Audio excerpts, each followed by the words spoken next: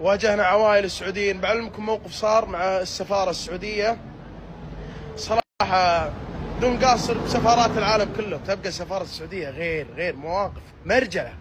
طبعا طلعنا قعدنا نفتر لين حصلنا الشقة هذه اللي شفتوها وخذيناها يوم. حنا ان شاء الله بعد شوي بنروح المطار، المفروض اقلاعنا الساعة 12 بالليل، هذا بناء على التأخير اللي صار.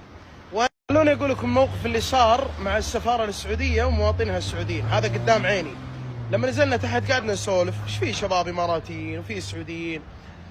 فالشباب السعوديين قلنا لهم ما طلعوكم من الفندق؟ قالوا لا احنا ما طلعونا. قلنا احنا والله طلعونا، احنا والشباب اللي معانا طلعونا، وقلنا لهم بندفع ما عندنا مشكلة، حتى الاماراتيين ما عندهم مشكلة بيدفعون اي مبلغ، احنا متوهقين.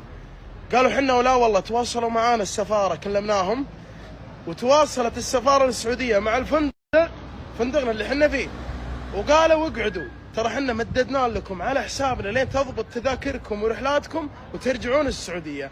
الحين عرفنا ليش طلعونا احنا والشباب الاماراتيين. عليكم الله بالعافية ويا مال المعزة يا اخوان نوره.